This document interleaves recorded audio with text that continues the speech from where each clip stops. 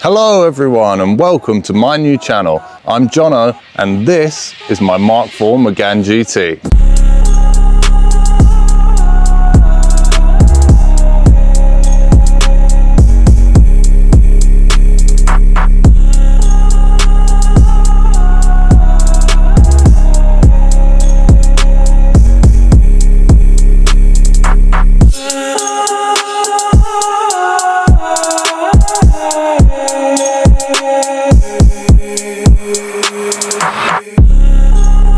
So you may be wondering why the GT, not the RS? Well, insurance purposes, we went for a GT about 4 or 5 years ago now, but some opportunities have arisen because it's a GT and not an RS, which has made me keep it even longer than I probably should have. So we'll get to that later on, but for now, let's run you through everything we've already done to the GT, and then we'll explain later in the video what those opportunities are. So let's get into it. First things first, let's talk on the aesthetic side of things. As you can see, it doesn't quite look like a regular GT if you know what one of those looks like. Everything that was chrome or grey, like these fins down here were originally grey, the rear bumper, lots of things, have all gone gloss black. Now, we all know what D-chrome is, murdered out look, whatever you want to call it. Obviously the car's not black, but it's a beautiful Megane iron blue, which you'll only get on Renaults. We've got Maxim design, front splitter, side skirts and rear fins as well.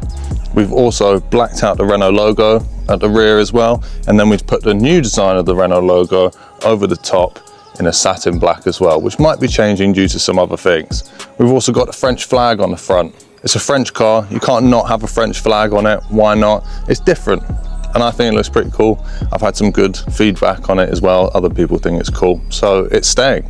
Another thing would be, I used to have one of those stupid sticky out antennas, so we got rid of that. We've now got a shark fin on there as well. And the GT logo on the front is gone a gunmetal grey kind of thing, because our new wheels, which we will be showing in another video of them being put on the car, are also gunmetal grey. We used to have black wheels, we used to have the stock ones and powder coated black, but I'd had enough of the kind of black look, so we're probably going to be going back to a blue and grey, but a nice dark gunmetal grey. We've also got a car loving criminals there on eBay. We've got one of their spoilers. Now we could have gone for a much bigger one, but I decided to go for the more sleek looking one because I personally prefer it. I wish it was slightly longer and stuck out a little bit more, but you know, you work with what you've got.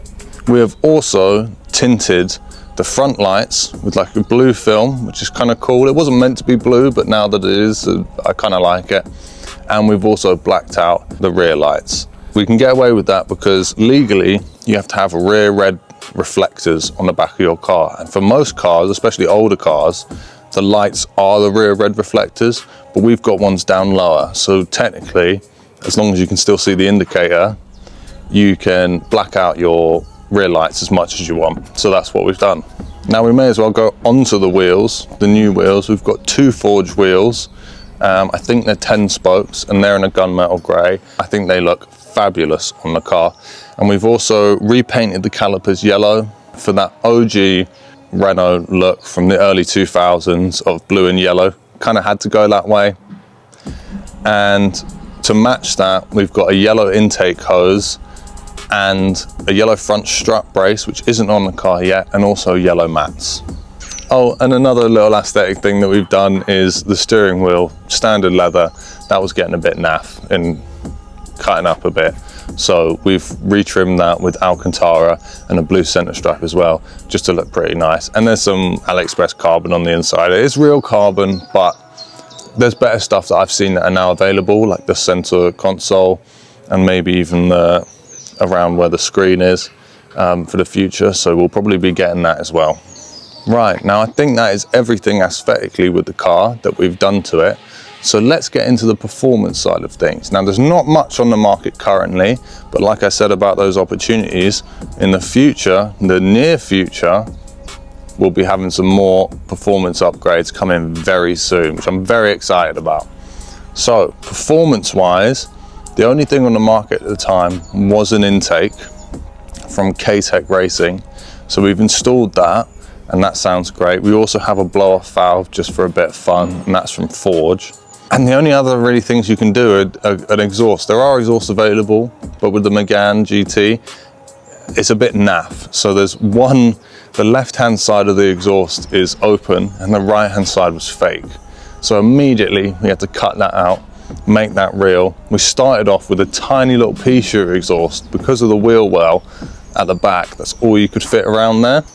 So we initially had that, and now we've gone for a full custom 2.5-inch catback, resonator, and a valve box at the back, just in case we get into any trouble or anything like that. But also it's a daily, so sometimes it can be a bit droney. So we've put the valve in there with a valve box so that you can cut that out a little bit.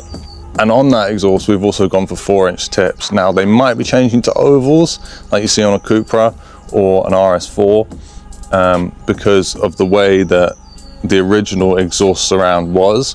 I kind of just went for the 4-inch tips. I think it might look better if we cut around the plastic at the diffuser at the back and put in some ovals there. I think that might look much nicer. And there's also a stage 1 remap on there. So stock, you're pushing around 200 horsepower and 280 newton meters of torque. And at the moment, we're now at around 240 horsepower. And this is obviously English brake horsepower, not wheel horsepower, unfortunately, and 360 newton meters of torque. Now, a lot of people have been telling me, or trying to tell me, that that's way too much to be running through the gearbox. But personally, I've not had any problems with the gearbox whatsoever. So for me, 360 newton meters, it's fun, it does the job, and it works well, and nothing's broken yet. One more thing in terms of performance is we got BC coilovers. The suspension was a bit all over the place. There's a lot of body roll, all of that kind of stuff. So we had to upgrade with some BR series BC coilovers, which are sweet as anything. We have completely eliminated body roll, which I didn't even think was possible with the GT. But body roll is now out of the question. When you hit a corner, this thing flies and is stiff as anything. It is fantastic. So that's pretty much everything about the Megane GT so far. But in the future, Forge Motorsport, a lot of you will probably know, have approached me and said that they want to develop parts for the European market mainly, because a lot of people commenting on social media and stuff are from Europe. But they wanted to develop parts for the GT. So they kindly asked if they could borrow my car, to which I said, of course you can. Free parts, fantastic. I can't exactly tell you what parts they are, but in the near future, we're gonna have some seriously spicy upgrades for the GT that most likely will make it more like an RS, which I am so excited for.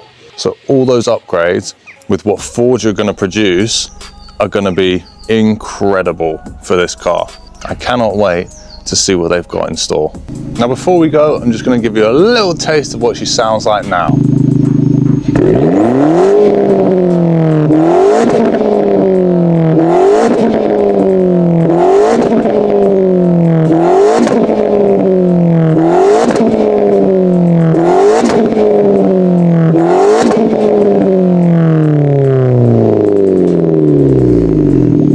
That's pretty much it. So make sure you hit the subscribe button and stay tuned for everything that we've got coming with the GT. It is going to be an incredible journey. I want you guys along with me, and maybe in the future we'll get some more cars. I'm looking at a 350Z and we'll start tuning that and going a bit crazy with that as well. So make sure you're following on all the socials, especially here on YouTube, to get us started. So once again, thank you guys for your already immense support on socials. We're hitting at least 1 million views a month across Instagram and TikTok, which is insane just to think that 1 million people watch my stuff every month. So hopefully we can do the same here on YouTube and keep growing so that I can give you much more content on cars like the Megane and other cars in the future. So once again, make sure you subscribe, leave a like, leave a comment, tell me what you want to see, all of that kind of stuff, and I'll catch you in a bit.